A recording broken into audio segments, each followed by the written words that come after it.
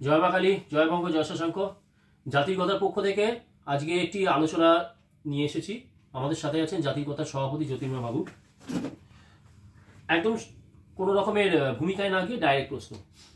আজকেই ফেসবুকেতে তথাগত রায় একটা পোস্ট দেখলাম, সেখানে তথাগত রায় লিখছেন যে সাভারকার যেভাবে খুশি হোক তিনি জেল থেকে ছাড়া পেয়ে, যেটা যদি তিনি না করতেন, গান্ধী শয়তানের হাত ধরে কোনোদিনও দেশের স্বাধীনতা আসতো না। গান্ধীকে, মহাত্মা গান্ধীকে শয়তান বলছে তথাগত রায়, এবং বলছে যে সাভারকার যেন তেন প্রকারে যদি মানে ব্রিটিশদের কাছ থেকে ছাড়া নিয়ে না আসতেন, যেটাকে বলা মুচলেখা দিয়েছেন, সেটা না হলে নাকি দেশ স্বাধীন হতো না। তো গান্ধী, মহাত্মা গান্ধী শয়তান, তথাগত বাবুর কি মাথাটা পুরোপুরি খারাপ হয়ে গেছে? মহাত্মা গান্ধী শয়তান কি শয়তান না, মানে মোহনদাস করমচাঁদ গান্ধী, আমি কোনোদিনই তাকে মহাত্মা বলি না। মোহনদাস করমচাঁদ গান্ধী শয়তান কি শয়তান নয়, সেটা আমি সেই আলোচনায় আমি যাব না। আমি বলবো যে এই ভারতের বা হিন্দু জাতির সর্বনাশ যদি কেউ করে থাকে, সেটা ঔরঙ্গজেব নয়, বা সেটা ওই যেসব আক্রমণকারী, বৈদেশিক আক্রমণকারী তারা কেউ নয়, সেটা হচ্ছে মোহনদাস করমচাঁদ গান্ধী। কারণ এর হাত ধরে আজ পর্যন্ত কেউ ভারত মাতাকে বিভক্ত করতে পারেনি, কিন্তু গান্ধীর হাত ধরে ভারত দুভাগে ভাগ হয়েছিল। মানে ভারতের মাথা আর ধর আলাদা হয়ে ভারতবর্ষ দুটো রাষ্ট্রে আলাদা ভাগ হয়ে গেছিল। একটার নাম হয়েছিল ভারত, আর একটার নাম হয়েছিল পাকিস্তান। সেই জন্য ভারতকে আমি ভাগ করার জন্য যদি কেউ দায়ী হয়ে থাকে, সেটা হচ্ছে একমাত্র গান্ধী। এবং এই হিন্দু জাতি বা এই দেশটা যে আস্তে আস্তে বিলুপ্তের পথে চলেছে, তার জন্য একমাত্র দায়ী হচ্ছে গান্ধীর ওই অহিংসা নীতি। এত বড় কথা আপনি একদম সোশ্যাল মিডিয়ায় আমি বলছি। এর জন্য যদি আমায় গ্রেপ্তার হতে হয়, তার জন্য আমি খুব সানন্দে রাজি আছি। তথাগত বাবু বলছেন যে সাভারকার ছাড়া নাকি দেশের স্বাধীনতা আসতো না, এবং কিন্তু আমরা তো জানি যে সাভারকার ব্রিটিশদেরকে মুচলেখা দিয়েছিলেন। এই বিষয়ে কি বলবেন? সাভারকার মুচলেখা কিছু দেয়নি। সাভারকার বলেছিলেন আমি একজন রাজবন্দী। তাকে ইংরেজদের ভাষায় সন্ত্রাসবাদী বলে তাকে আন্দামানের কারাগারে নিক্ষেপ করা হয়েছিল। তিনি বলেছিলেন না, আমি একজন মানে স্বাধীনতাকামী কর্মী, আমি একজন রাজবন্দী। কাজেই একজন রাজবন্দীর যে মর্যাদা পাওয়া উচিত ব্রিটিশের নিয়ম অনুযায়ী, আমি বলছি না ভারতের নিয়ম অনুযায়ী, ব্রিটিশের নিয়ম অনুযায়ী, তাই আমাকে সেই রাজবন্দির মর্যাদা দিতে হবে। এই কথাটা গান্ধীজি, এবং এটা গান্ধী তার দাদাকে বলেছিল যদি এইভাবে লেখে তাহলেই সে রাজবন্দির মর্যাদা পাবে। এবং গান্ধী এটা বলে দিয়েছিল। গান্ধী এটা বলেছিল কেন না, গান্ধী চাইছিল না যে সাভারকারের যে মানে বৈপ্লবিক মন্ত্র, সেটা সাভারকার না থাকলেও সেটা যেন সারা পৃথিবীর বুকে, ভারতের বুকে যাতে ছড়িয়ে না পড়ে। যেরকমভাবে লাদেনের মৃত্যুর পর, আমি লাদেনকে, সন্ত্রাসবাদী লাদেন মৃত্যুর পর লাদেনকে কিন্তু আমেরিকা নিয়ে গিয়ে সমুদ্রের গভীরে তাকে, সেখানে তাকে করে ফেলে দেয়, দিয়ে আসে। তার কারণ কি, যে আজকে যদি ওই লাদেনের এটা মানে দেহ কোথাও যদি কবর দেওয়া হতো, সেই জায়গাটা উদ্বুদ্ধ করতো আরো বেশি সন্ত্রাসবাদীদের। সেই জন্য সাভারকার, গান্ধী চেয়েছিল যেন বিপ্লবী হিসেবে নয়, একজন স্বাধীনতা সংগ্রামী হিসেবে মানে বেঁচে থাক। এইভাবে যে কারণে উনি গান্ধীর দাদাকে, ভাইকে বলেছিলেন যে এই মার্সি পিটিশনটা লিখতে, এবং সেটা লিখেছিলেন। এটা একটা কৌশল। এটা হতেই পারে যে সারা জীবন জেলের মধ্যে, যেহেতু তার যাবজ্জীবন কারাদণ্ড, তাই জেলের মধ্যেই তাকে মরতে হতো। তাই সেখান থেকে বেরিয়ে এসে আমি যদি স্বাধীনতা আন্দোলনে ঝাঁপিয়ে পড়তে পারি, এটার জন্য আমায় যদি একটা কৌশল অবলম্বন করতে হয়, আমি করব। হতে পারে nothing is wrong in war, যুদ্ধক্ষেত্রে কোনো কিছু না, এটাও তো একটা যুদ্ধক্ষেত্র, স্বাধীনতা আন্দোলনের যুদ্ধক্ষেত্র। কাজেই তিনি বেরিয়ে এসে তিনি তো আর ইংরেজের দালালি করেনি, উনি স্বাধীনতা আন্দোলনের মধ্যেই ছিলেন, কোনো অসুবিধা নেই, হতেই পারে। এবং এটা তো ডাঙ্গেও করেছিল কমিউনিস্ট নেতা, এবং আরো অনেক কমিউনিস্ট নেতাও এই জিনিস করেছিল মিরাট ষড়যন্ত্র মামলার পরে। তো তাহলে এই আমরা, আচ্ছা তাহলে কি এটা বলা যেতে পারে যে গান্ধী মানে মোহনদাস করমচাঁদ গান্ধী, মহাত্মা গান্ধী নয় আপনার কথায়, মোহনদাস করমচাঁদ গান্ধী সাভারকারের সামনে মানে একটা ইনফিরিয়রিটি কমপ্লেক্সে ভুগতেন বা ইনসিকিউর ফিল করতেন কি, মানে সেইখান থেকে এই একটা চাল তিনি চেয়েছেন? অবশ্যই গান্ধী আর সাভারকার এক জীবনে একবারই সামনাসামনি মিলিত হয়েছিলেন, সেটা হচ্ছে ইংল্যান্ডে, এবং গান্ধী 5 মিনিটের বেশি সাভারকারের সঙ্গে ডিবেট করতে পারেনি, তার প্রমাণ রয়েছে, প্রামাণ্য দলিল আছে, এবং গান্ধী সেখান থেকে চলে যান। 5 মিনিটের বেশি মানে আলোচনা করতে পারিনি। গান্ধীজির স্বাধীনতা আন্দোলনের অবদানটা কি? একটাই অবদান, তিনি মানুষকে একটা জায়গায় অ্যাসেম্বল করতে পেরেছিলেন, কিন্তু তার মন্ত্রে কি দেশ স্বাধীন হয়েছে? কেউ বলতে পারবে? ব্রিটিশ চলে গেল কেন? এই বিপ্লবী আন্দোলনের জন্য ব্রিটিশ থেকে সিভিল সার্ভিসরা এখানে আসতো না। যদি ব্রিটিশ সিভিল সার্ভেন্টরা যদি না আসে, তাহলে এই দেশটাকে তারা শাসন করবে কি করে? যেহেতু বিপ্লবীরা একের পর এক তাদের মেরে ফেলছিল, তাই ভয়, বিদেশ থেকে ইংল্যান্ড থেকে কোনো সিভিল সার্ভেন্ট আসছিল না, তাই অ্যাডমিনিস্ট্রেশন চলবে কি করে? আর তারপরে সেকেন্ড ওয়ার্ল্ডে এইসব কারণে ভয় পেয়ে তারপরে নৌবি বিদ্রোহ হয়েছিল। ইংরেজ বুঝেছিল এই দেশ আমি আর রাখতে পারবো না, এবং এখানে আমাদের আলটিমেটলি আমাদের বিপ্লবীরা দখল করে আমাদের কচুকাটা করবে। আচ্ছা, সাধারণত আপামর ভারতের জনতা, বিশেষ করে বামপন্থীরা এখন খুব গান্ধী প্রীতি হয়েছে, তাছাড়াও তো আছে লিবারেলসরা গান্ধী প্রীতি, তো এবং তারা সাভারকারকে দেশদ্রোহী বলে, ইংরেজের দালাল বলে। তাহলে সাভারকারের কালাপানি হলো, তো গান্ধী যে এত বড় স্বাধীনতা সংগ্রামী বা কংগ্রেসের যে এত বড় স্বাধীনতা সংগ্রামীরা, জওহরলাল নেহরু বলুন, মৌলানা আবুল কালাম আজাদ বলুন, ইত্যাদি ইত্যাদি যারা আছে, কৃপালিনী, এদের কারুর কোনোদিনও কালাপানি কেন হলো না? কোনো কংগ্রেস আমরা তো জানি কংগ্রেস পার্টি না, ওটা অ্যালান অক্টেভিয়ান হিউমের তৈরি ক্লাব, সেই কংগ্রেস ক্লাবের কোনো স্বাধীনতা সংগ্রামীর কোনোদিনও কেন কালাপানি হয়নি? এই প্রশ্নের উত্তরটা এই প্রশ্নের মধ্যেই লুকিয়ে আছে। তার কারণ কি? যে সাভারকারের যে আন্দোলন, সেই আন্দোলনে ইংরেজ ভয় পেয়েছিল, তাই বুঝেছিল তাকে যদি কালাপানি না দিই, তাহলে অচিরেই এই সমস্ত বিপ্লবীরা যারা সাভারকারের মন্ত্রে উদ্বুদ্ধ হয়ে এই বিপ্লবের আন্দোলনে ঝাঁপিয়ে পড়ছেন, তারা তো ভারতবর্ষকে তখনকার ভারতবর্ষকে তারা তো অচিরেই আমাদের কাছ থেকে ছিনিয়ে নেবে। সেই জন্য তার প্রয়োজন হয়ে পড়েছিল সাভারকারকে কালাপানি দেওয়ার।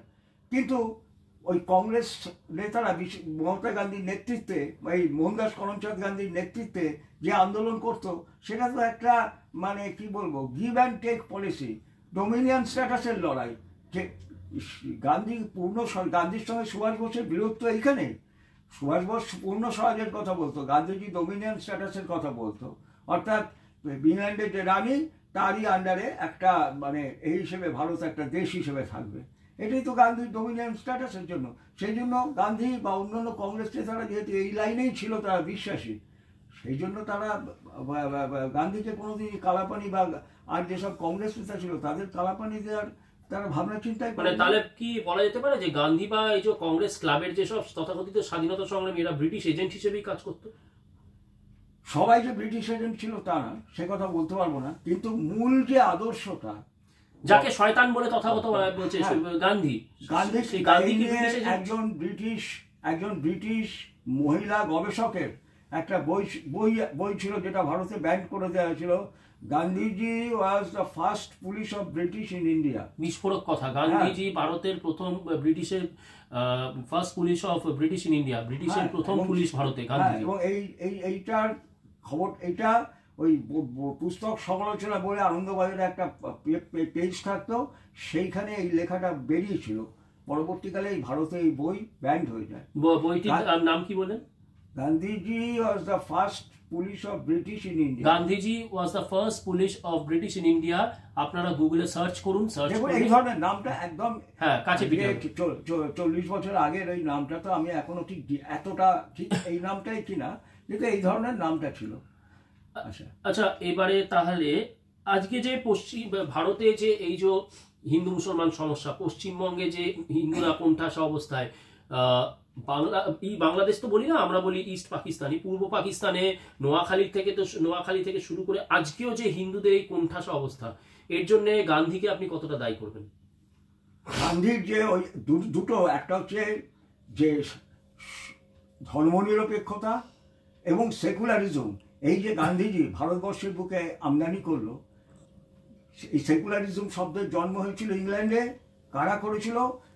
ব্রিটিশ যারা ইন্টেলেকচুয়াল ছিল তারা। কেন না, এই যে ক্যাথলিক ধর্মের যে এই যে ভণ্ডামি, কীরকম ভণ্ডামি, একজন ডিউক বা এই ধরনের বড় ভূস্বামী এরা চরম অত্যাচার করলো তাদের প্রজাদের ওপর, এ করে তা করে প্রভূত ধনসম্পত্তি রোজগার করলো, এবং তারা যখন মারা যাওয়ার সময় হলো, তারা যদি ওই এর কাছে কনফেস করলো যে আমি এই করেছি, এবং তার এগেনস্টে সেই ফাদাররা জরিমানা ধার্য করলো, সেই জরিমানা দিলেই সে হেভেনে যেতে পারবে। এই যে ধরনের বিভিন্ন রকমের ক্যাথলিক এদের চার্চের যে বিভিন্ন ধরনের ভণ্ডামি ছিল, এর বিরুদ্ধে বিদ্যুৎ হয়ে তারা বলল সেকুলার, আমরা ধর্ম মানি না। সেকুলার শব্দের আসল অর্থ হচ্ছে ধর্মহীন, যে ধর্মে বিশ্বাস করে না। গান্ধীজি সেইটাকে আনলো, রাম আর রহিমের মিলন হিসেবে সেটাকে আনলো। এবং গান্ধীর যেটা সব থেকে বড় মানে কি বলবো ফ্যাসিবাদ কথা মানে কাজ, তথাগত বাবুর কথাই বলি, শয়তানি বলি আমরা, শয়তানি কাজ, সেটা কি না, তিনি রামধুনের মধ্যে রামধুনকে তিনি পরিবর্তন করলেন। যে প্রবাহমান যে ভারতীয় সংস্কৃতিতে যে রামধুন, সেই রামধুনের মধ্যে এম ওয়াজেদ আলী পর্যন্ত তার ভারতবর্ষ প্রবন্ধে লিখে গেছেন এই মানে রামায়ণের কথা এইভাবে এই ভারতের বুকে যুগ যুগ ধরে চলে আসছে। এটাই হচ্ছে ভারতের সংস্কৃতি, এটাই ভারতবর্ষ। এই ওয়াজেদ আলী তার ভারতবর্ষ প্রবন্ধে যে কথা লিখে গেছেন, আর সেই রামধুনের মধ্যে গান্ধী ঈশ্বর ও আল্লাহ তেরো নাম ঢুকিয়ে দিলেন। কে তাকে অধিকার দিয়েছিল? এটা তো আমার মনে হয় হিটলার বা স্টালিন যারা আছে তারা ওই তাদের যে যিশু একে যে গডকে তারা যে প্রেয়ার করে, লং লিভ গড, হ্যাঁ, রাজাকে যে প্রেয়ার করে long live the king, may God bless you, এই যে প্রেয়ার, এই প্রেয়ার তারাও পর্যন্ত পাল্টাতে পারেনি। সেইটাকে গান্ধী পাল্টে ঈশ্বর আল্লাহ তেরো নাম ঢুকিয়ে দিলেন। এটা কি? এবং তার যে স্বেচ্ছাচারিতা, সেই সময় কাউর কথা বলার অধিকার ছিল না। গান্ধীজি চরম স্বেচ্ছাচারী ছিলেন, তিনি কাউর বিরুদ্ধে মতবাদ সহ্য করতে পারেন। তাহলে তো বলা যেতে পারে আপনার কথায় বলতে গেলে হিটলার বা মুসলিমদের মতোই একজন চরম ফ্যাসিবাদী ছিলেন গান্ধী যদি ক্ষমতায় আসতো হয়তো সেই পথেই যেত। আচ্ছা, তাহলে কি নোয়াখালীতে গোলাম সরোবরের থেকে কি মানে আপনি হিন্দুর ধ্বংসের জন্য গান্ধীকে বেশি দায়ী করবেন? গোলাম সরোবরের থেকে কি গান্ধীকে আরো? গোলাম সরোবর তো মুসলমানদের কথা, কি মুসলমানদের কথা হচ্ছে আমরা এটাকে দারুল ইসলাম বানাবো, অর্থাৎ এখানে মুসলমানরা শাসন করবে, আর যদি কেউ জিম্মি হিসেবে থাকতে চায় থাকতে পারবে। এটা তাদের মানে একদম ঘোষিত তাদের এজেন্ডা, এর মধ্যে মুসলমানদের কোনো ঢাক গুড় সোজা ব্যাটে খেলছে না। কিন্তু গান্ধীর ভরসায় যারা নোয়াখালীতে ছিল, পরে সেই গান্ধী বললো যে নোয়াখালীতে তোমরা থাকতে পারবে না, পালিয়ে যাও। গান্ধী কিন্তু সেটাকে কি করলো না, হিন্দু মুসলমান মিলন করতে গেল। জিন্না চেয়েছিল কি আলাদা, মুসলমানদের জন্য আলাদা। তারা ভারতে এসে দখল করেছে এবং তারা এখানে বংশ বিস্তার করেছে, কনভার্ট করেছে, তাদের একটা বিরাট 1/3 তারা হয়ে গেছে। তাই তারা জোর করে বলেছিল আমাদের দিতে হবে 1/3। তাহলে 1/3 যদি আমি তাকে অ্যাকসেপ্ট করে নিই, 1/3 যদি মুসলমানরা পাবে জিন্নার নেতৃত্বে, তাহলে বাকি 2/3 তাহলে কেন হিন্দুরা পাবে না? গান্ধীজি তার ফ্যাসিবাদী নীতির দ্বারা, তার স্বেচ্ছাচারিতার দ্বারা, ফ্যাসিবাদ মানে কি স্বেচ্ছাচারিতা, সেই স্বেচ্ছাচারিতার দ্বারা বললো না এই দেশটা হবে সবার। টেকনিক্যালি গোলাম সরোবর তার নীতি অনুযায়ী কাজ করেছে। কিন্তু হিন্দুর সঙ্গে যদি বেইমানি কেউ থাকে, বিট্রে করে থাকে, আজকেও মোহন ভগবত বলেছে হিন্দুর অস্তিত্ব যদি পৃথিবী থেকে বিলুপ্ত হয় তাহলে এই পৃথিবীর মনুষ্য সমাজ ধ্বংস হয়ে যাবে। তার মানে কি মোহন ভগবত এই কথার উচ্চারণ করলো কেন? কারণ হিন্দুর বিলুপ্ত হয়ে যাওয়ার যেরকমভাবে রোমান্স গ্রিক সভ্যতা, মিশরীয় সভ্যতা ধ্বংস হয়ে গেছে, সেরকম আমাদের এই ভারতীয় সভ্যতা, হিন্দু সভ্যতা ধ্বংস হয়ে যাওয়ার খুব সম্ভাবনা দেখা যাচ্ছে। তো তার জন্য তার শুরুয়াত কে করেছে? শুরুটা করে দিয়ে গেল গান্ধী। এই ঈশ্বরওয়াল্লা 13 নাম, ধর্মনিরপেক্ষতা, অহিংসা ইত্যাদি ইত্যাদি জিনিসের দ্বারা কাজে আমি গোলাম সারওয়ার তার নীতি অনুযায়ী কাজ করেছেন। কিন্তু হিন্দুর প্রতি সবথেকে বড় সর্বনাশ যদি কেউ করে থাকে, এই মানে সভ্যতাটাকে ধ্বংস, যদি আগামী দিন ধ্বংস হয়, তার জন্য দায়ী থাকবেন মোহনদাস করমচাঁদ গান্ধী। হয়তো তথাগত বাবু আজকে সেই পরিপ্রেক্ষিতেই গান্ধীকে শয়তান বলে সম্বোধন করেছে। হ্যাঁ, সেখানে যদি সেটা যদি শয়তানের মতো কাজ হয়, তাহলে অবশ্যই তিনি শয়তান। এবার ইতিহাস থেকে আমরা বর্তমানে চলে আসি, একদম মানে সম্পূর্ণ ভিন্ন একটি ইয়েতে, SIR, যেটা এখন মানে বোধহয় সে বলতো না যে সোজা সোজা বান্না গব্বর আ জায়গা, তো মমতা বন্দ্যোপাধ্যায়ের কাছেও কি এখন SIR গব্বর সিং এর মতন একটা ভয়ের ব্যাপার হয়ে গেছে? আর আমার প্রশ্ন হচ্ছে যে এই SIR পশ্চিমবঙ্গের বুকে কি সত্যি ঠিকঠাকভাবে হচ্ছে, কতটা হচ্ছে, এবং বিজেপির রাজ্য নেতৃত্ব, বিজেপির সাংগঠনিক মানে বুথ স্তরের যে সংগঠন বা কেন্দ্রীয় নেতৃত্ব এই SIR কে কতটা ঠিকভাবে, দৃঢ়ভাবে সেটাকে ইমপ্লিমেন্ট করছে, এটার সম্বন্ধে আপনি? আমার তার থেকেও বড় প্রশ্ন হচ্ছে যে SIR 2002 সালকে ভিত্তিবর্ষ ধরছে। 2002 সালে যারা নাম ছিল তারাই ভোটার হতে পারবে। কিন্তু আমরা জানি যে 1984 সাল থেকে, জ্যোতি বসুর আমল থেকে এইখানে অনুপ্রবেশ হতে থাকে। আজকে এই যে মেটিয়া বুরুজ, তারপরে ওই গার্ডেন রিচ, এইখানকার ডেমোগ্রাফি পাল্টে গেল কি করে? 71 সালের পরে বাংলাদেশে যে আলবদর, রাজাকার এরা ছিল, এরা কারা? এরা সবই হচ্ছে পাকিস্তানি ছিল, বাংলা ভাষায় কথা বলতো না, তারা উর্দু ভাষায় কথা বলতো। যখন বাংলাদেশ স্বাধীন হলো তখন এদের পাকিস্তান আর নিল না, বাংলাদেশে এদের থাকতে দিল না, এদের সমস্ত অংশটা চলে এলো এই গার্ডেন রিচ মেটিয়া বুরুজের মধ্যে, এই ফরাল ডগের কলিমুদ্দিন শামস এবং জ্যোতি বসু, এবং এই জায়গার ডেমোগ্রাফি পুরো পাল্টে গেল। আজকে খিদিরপুর, যেটা কবিতীর্থ বলা হয়, বাঙালি এলিট হিন্দু সমাজের যেখানে বাস ছিল, সেই জায়গাটা আজকে পর্যন্ত, সেই কবিতীর্থ, সেই জায়গাটা পর্যন্ত আজকে হিন্দুরা বাড়িঘর ছেড়ে দিয়ে চলে আসছে, কম দামে বিক্রি করে চলে আসছে। কেন?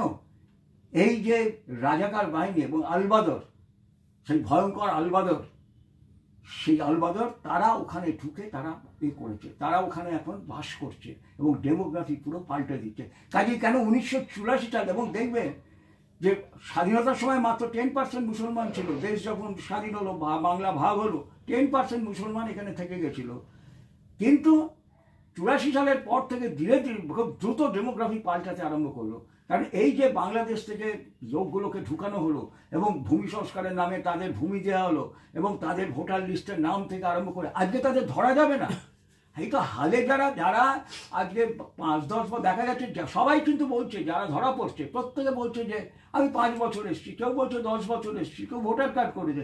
কিন্তু 84 সালের থেকে কোথায়?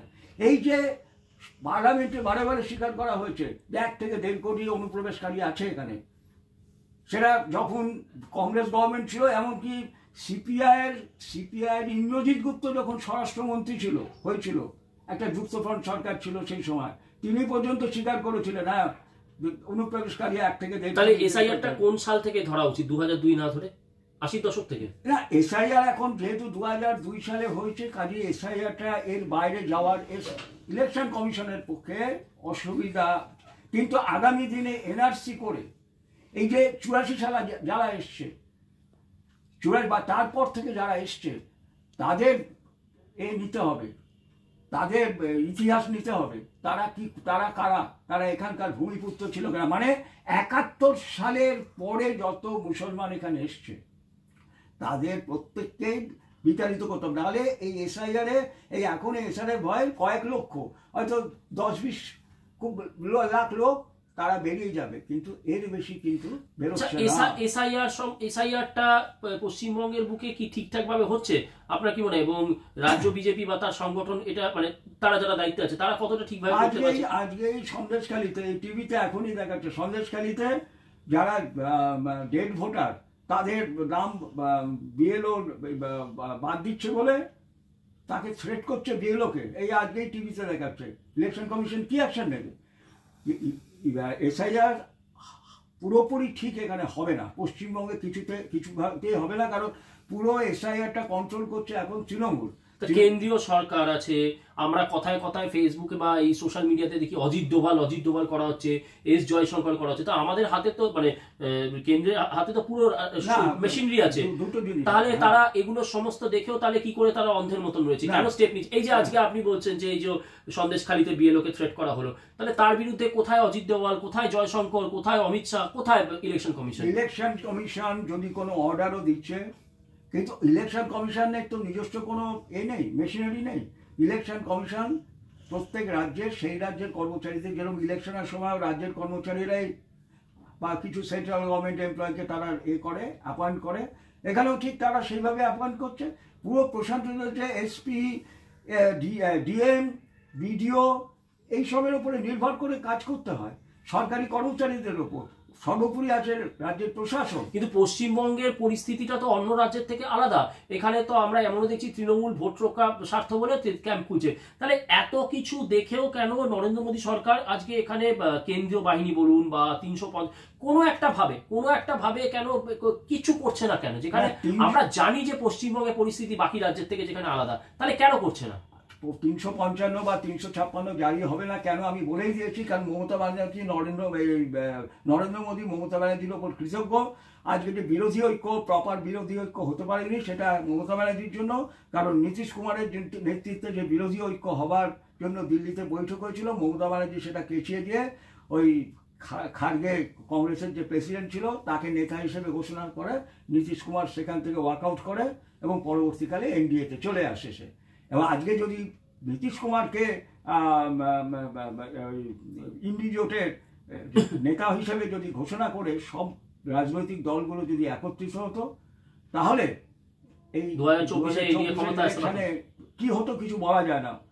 আসতে পারত কিনা আমার খুব সন্দেহ আছে। কাজেই মমতা ব্যানার্জির প্রতি একটা কৃতজ্ঞতা আছে। কাজে 355, আমি আগেও বলেছি ভিডিওতে, আমি যে কোনো জায়গায় যাই সেই একই কথা, আমি এই পয়েন্টে স্টিক করে থাকি। নালে 355 ধারা জারি করবার জন্য যা যা লাগে তার সব কিছু পশ্চিমবঙ্গে, তো যেটা আমি বলছি না, যত এক্সপার্ট আছে সবাই বলছে, কিন্তু তা সত্ত্বেও 355 ধারা জারি হচ্ছে না এই একটি কারণে। মমতা বন্দ্যোপাধ্যায় নরেন্দ্র মোদীকে সাহায্য করেছেন 2024 ইলেকশনে জেতার জন্য নীতিশ কুমারকে ইন্ডি জোট থেকে কৌশল করে তাড়িয়ে দেওয়া, এবং সেই কৃতজ্ঞতা স্বরূপ আজকে নরেন্দ্র মোদী বলুন বা কেন্দ্রীয় সরকার বলুন, মমতা বন্দ্যোপাধ্যায় এত অপরাধ সত্ত্বেও আজকে শিশুপালের 100 অপরাধ মাফ করার পরে কৃষ্ণ সুদর্শন চক্র বার করেছেন, কিন্তু মমতা বন্দ্যোপাধ্যায় হয়তো 100 কোটি অপরাধ দেখার পরেও নরেন্দ্র মোদী আজকে মমতাকে তার প্রিয় দিদি হিসেবেই মান্যতা দিচ্ছেন। এবং তার জন্য এখানে আমরা দেখছি যে এসআইআর এর ব্যাপারটা আপনি বলছেন যে মানে এটা তার মানে এটা কি পুরো আইওয়াশ না? পুরোপুরি আইওয়াশ না। ইলেকশন কমিশন তার কাজ করছে, যার নাহলে তো এই যে হাজার হাজার ভোটার বর্ডারে দেখা যাচ্ছে তারা পালাচ্ছে, কিছু যে হচ্ছে না তা না। কিন্তু এই হওয়া দিয়ে এটাই শেষ কথা নয়, এইটাই কিন্তু শেষ কথা নয়। একটা বিরাট অংশ থেকে যাচ্ছে তৃণমূলের সহায়তায়, কারণ এটা হচ্ছে তৃণমূলের ভোট ব্যাংক, এবং এইটাকে ইলেকশন কমিশন কিচ্ছু করতে পারবে না। কারণ ইলেকশন কমিশনের কথা ওই রাজ্য শুনবে না, এসপি শুনবে না, ডিএম শুনবে না, বিডিও শুনবে না, নিচের তলা শুনবে না, কিন্তু তাদের সেভাবে কোনো পানিশমেন্ট ইলেকশন কমিশন দিতে পারবে না। কেন? এফআইআরটা করবো কি করবো না সেটা রাজ্য সরকারের হাতে। রাজ্য সরকারের যদি এফআইআর না করে, যেরকম 5 জনের ক্ষেত্রে এফআইআর এর নির্দেশ দিয়েছিল, করেনি, তাহলে এমন কোনো ইলেকশন কমিশনের হাতে ক্ষমতা নেই যে সেই রাজ্য সরকারকে সে বরখাস্ত করতে পারবে। কাজেই এখানে কোনো এফআইআর হবে না, এবং সেটা জানে বলেই এই ডিএম হোক বা তার তলার যত অফিসার আছে, তার রাজ্য সরকার যা বলবে এবং তাই করবে। তাহলে এসআইআর আইওয়াশ না হলেও মানে কতকটা আইওয়াশের মতোই হয়ে যাচ্ছে। শেষ প্রশ্ন, এই পরিপ্রেক্ষিতে যেটা সবাই এখন জানতে চাইছে 2026 বিজেপি কি আদৌ ক্ষমতায় আসতে পারবে, নাকি 2021-এর থেকে মানে যে রেজাল্ট করেছিল তার থেকেও খারাপ রেজাল্ট হবে এবারে বিজেপি? এখানে বলা যায় একটা কথাই, যে এটা একটা মানে দাঁড়িপাল্লায় মানে একটা দাঁড়িপাল্লা ওঠানামা করছে। বিজেপির যে একেবারে সম্ভাবনা নেই তা নয়। কেন? হিন্দুদের মধ্যে আমি যত বাঙালির সঙ্গে কথা বলেছি প্রত্যেকের মধ্যে কিন্তু একটা ভয় ঢুকে গেছে যে 26-এর ইলেকশনের পরে হয়তো আমরা এখানে আর থাকতে পারবো না। এটা একটা বিরাট সংখ্যক বাঙালির মনের মধ্যে ঢুকে গেছে। এটা কি হুইসপারিং ক্যাম্পেইন হচ্ছে নাকি এমনি এমনি? না, হুইসপারিং ক্যাম্পেইন হচ্ছে। কারণ অনেকে বলছে, সবাই দেখছি যার কাছে যাচ্ছে সেই এই কথাই বলছে, একটা ওয়ার্ড অফ মাউথ চলছে। আমি যেরকম অনেককে বলি 26-এই কিন্তু শেষ, বাঙালি হিন্দুর 26-ই শেষ, বলছে হ্যাঁ এটা অনেকে বলছে। এই কথাটা কিন্তু এইভাবে চলছে। কাজে একটা পরিবর্তনের একটা সম্ভব। এবং আরেকটা জিনিস, যে 2026-এর ইলেকশানে যদি আমি ভোট না দিই, আগে যেরকম ভোট দেবো না ছিল, ঠিক আছে, একটা আওয়াজ ভয় ঢুকেছে 26-এ যদি ভোট না দিই তাহলে আমার ভোটার লিস্ট থেকে নাম কেটে যাবে এবং আগামী দিনে আমি আর এই দেশের নাগরিক থাকতে পারবো না, আমাকে হয়তো এই দেশ থেকে তাড়িয়ে দেবে। সেই জন্য 26-এর ভোটটা পড়বে অত্যন্ত বেশি। এবং কিন্তু সেটাকে আটকাবার জন্য তৃণমূল কিন্তু খুব তৈরি আছে, যাতে মানুষ ভোট দিতে না পারে। হিন্দু পাড়ায় দেখেছেন, মুসলমান পাড়ায় দেখেছো, মুসলমান পাড়ায় কোনো বোমাবাজি হয় এ হয় তাই কিচ্ছু হয় না, যত হয় হিন্দু পাড়ায়। কারণ যখনই বোমা পড়বে আর অন্যান্য রকম অস্ত্র এই ব্যবহার দেখানো হবে, তখন হিন্দু পাড়া থেকে লোক বেরোবে না, ভোট দিতে বেরোবে না। কেন্দ্রীয় বাহিনী কি করবে? কেন্দ্রীয় বাহিনীর এমনই আমাদের খিচুড়ি এটা, যে কেন্দ্রীয় বাহিনীর অধিকার হচ্ছে একমাত্র ওই বুথ অঞ্চল, যেখানে ভোট গ্রহণ কেন্দ্র, সেই অঞ্চলটুকু কেন্দ্র করে যে বাইরের যে জায়গা, সেখানে কেন্দ্রীয় বাহিনীর কোনো, যদি না রাজ্য পুলিশ তাকে কল করে। তা সত্ত্বেও বলছি, যদি 2011-র মতো ভোট হয়, আজকেও শুভেন্দু অধিকারী বলেছে যে বিহারে যেইভাবে ভোট হচ্ছে সেইভাবে ভোট করতে হবে। এই কথা কিন্তু আজকে আমি 1 বছর আগে থেকে বলে আসছি। আজকে শুভেন্দু অধিকারী এই কথা, বিহারের ভোটটা কি, ভোট গ্রহণ কেন্দ্রে গেটে সেন্ট্রাল ফোর্স দাঁড়িয়ে আছে, একজন করে লোক যাচ্ছে, ভোট দিচ্ছে, ভেতরে একমাত্র ইলেকশন কমিশনের লোক এবং পার্টির এজেন্ট ছাড়া বা কেউ নেই। এর সঙ্গে শুভেন্দু অধিকারী আরেকটা কথা বলেছে, যে সেটা হচ্ছে যে সেন্ট্রাল যে ফোর্স থাকবে তাকেও ম্যাজিস্ট্রিয়াল পাওয়ার দিতে হবে। বুথের ভেতরে ম্যাজিস্ট্রিয়াল পাওয়ারটা হচ্ছে প্রিজাইডিং অফিসারের। তাই প্রিজাইডিং অফিসার ওই বুথের ভেতরে যা বলবে শেষ কথা। কিন্তু প্রিজাইডিং অফিসাররা রাজ্য সরকারের বেশিরভাগই কর্মচারী হয়, বা সেন্ট্রাল গভর্নমেন্ট কর্মচারী হলেও তারা যেহেতু এই রাজ্যে থাকে, কিছু করলে সোজাভাবে চলতে গেলে, যেমন সিপিএমের আমলেও পরে তোদের দেখে নেবো, এখানেও কিন্তু সেইভাবে পরে দেখে নেবার ব্যাপার আছে। সেই জন্য সেই প্রিজাইডিং অফিসাররা তৃণমূলকে টেনেই তারা এই। শুভেন্দু অধিকারীর ডাকে কি নরেন্দ্র মোদী সাড়া দেবে, এই যে প্রস্তাব দিয়েছে? এটা ভোটের দিন দেখা যাবে। যদি এইটা হয় যে 2011 সালে সোনিয়া গান্ধীর নেতৃত্বে কংগ্রেস সিপিএমকে টাইটস দেওয়ার জন্য, মমতা ব্যানার্জিকে দিয়ে সিপিএমকে টাইট দেওয়ার জন্য কংগ্রেস সিপিএম অ্যালায়েন্স করে, এই কংগ্রেস আর তৃণমূলের অ্যালায়েন্স করে যে সিপিএমকে তাড়িয়েছিল, ঠিক সেই যা মডেলে যদি ভোট হয়, যে ইলেকশনের ভোটে গেটে সিআরপিএফ থাকবে, একটা করে লোক ভেতরে ঢুকবে, যেরকম আমরা ঢুকেছিলাম, গেটের পরিচয়পত্র দেখিয়েছিলাম, ঢুকেছিলাম, এইরকমভাবে ঢুকবে। বাইরের একটি লোক, তৃণমূলের লোকেরা যেরকমভাবে বুথ দখল করে এসে ছাপ্পা ভোট করে, বাইরের একটি লোক ঢুকতে পারবে না। এবং তার জন্য তাদের হাতে ম্যাজিস্ট্রিয়াল পাওয়ার থাকবে, প্রয়োজনে তারা গুলি করতে পারবে পর্যন্ত।